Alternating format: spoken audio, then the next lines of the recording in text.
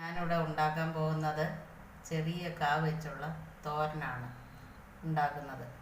അതിന് വേണ്ടുന്ന ഇൻഗ്രീഡിയൻസ്: ചെറുതായിട്ട് അരിഞ്ഞ കായ, ഒരു സവാള അരിഞ്ഞത്, ഒരു സവാള ഇവിടെ വെച്ചിട്ടുണ്ട്, ഒരു സവാള അരിഞ്ഞത്, ഉപ്പ്, പൊടി, മഞ്ഞളും ജീരകം, വെളുത്തുള്ളി, കരിയാപ്പില, ഇതിത്രയും ഇട്ട് ഒരു ചെറിയ കപ്പ് തേങ്ങ തിരികി വെച്ചിട്ടുണ്ട്.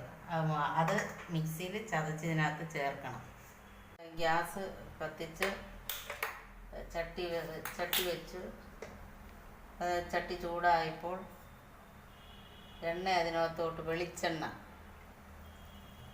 അതിനകത്ത് ഒഴിച്ച്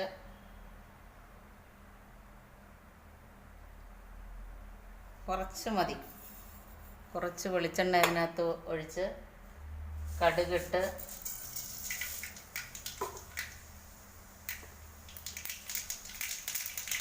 ുമ്പോൾ ഒരു കരിയാപ്പില അതിനകത്തിട്ട് സവാള, പച്ചമുളക് ഇത്രയും കൂടെ അതിനകത്ത് ഒഴിച്ചിട്ട്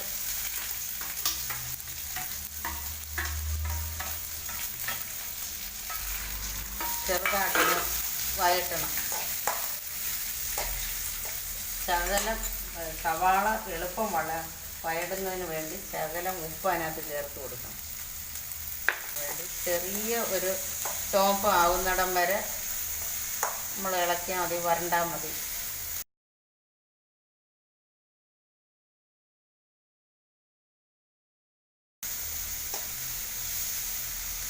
ചെറിയൊരു ഇതാവുന്നിടം വരെ ചെറിയ തീയിൽ വേണം നമ്മളത് വഴറ്റാൻ.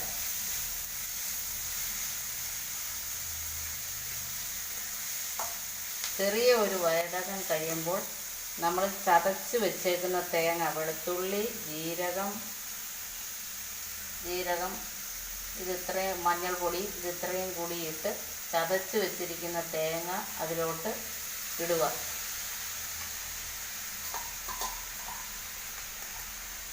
ഇട്ട് നമ്മൾ ഒന്ന് ഇളക്കണം. എന്ന് വെച്ചാൽ നമുക്ക് കുറച്ച് അത് വൈകുന്നേരം വരെ ഇരുന്നാലും ഇത് കേടാകത്തില്ല. ഇങ്ങനെ ഒന്ന് ഇളക്കി ആ വെള്ളം ഒന്ന് വൈകിട്ട് വരെ നമ്മൾ വച്ചിരുന്നാലും കേടാകത്തില്ല. ഭാരമുള്ള ഒരു അടപ്പ് കൊണ്ട് അടച്ച് ചെറുതായിട്ട് ഒന്ന് അതിൽ നിന്ന് ഗ്യാസൊക്കെ പോകത്തൊക്കെ ഒന്ന് തുറന്ന് വെച്ചിരുന്നാൽ മതി. അപ്പോഴും നമുക്ക് ആ കറി രാത്രി വരെ ഇരുന്നാലും ഒരു കേടും വരത്തില്ല. ചെറുതായിട്ട് ഇങ്ങനെ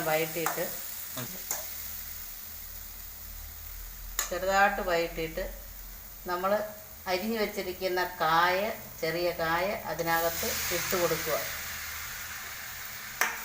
അരിഞ്ഞു വെച്ചിരിക്കുന്ന കായ അതിനകത്തോട്ട് ഇട്ട് കൊടുക്കുക.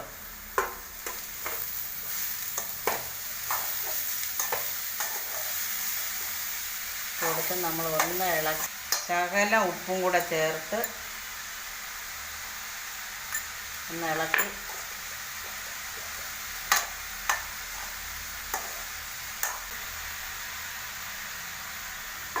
ശകലം വെള്ളം ചേർത്ത് അസാരം മതി. അതിൻ്റെ മേളിൽ കൂടെ ഒഴിക്കരുത്, അരുവിക്കൂടെ അസാരം വെള്ളം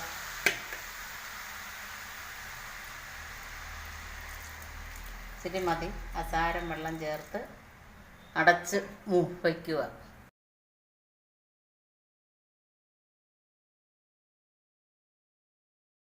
ഇടയ്ക്ക് അടപ്പ് തുറന്ന് ഒന്ന് ഇളക്കി കൊടുക്കണം. നല്ലോണം തിളച്ച് കഴിയുമ്പോൾ ഇടയ്ക്ക് അടപ്പ് തുറന്ന് ഒന്ന് ഇളക്കി കൊടുക്കണം.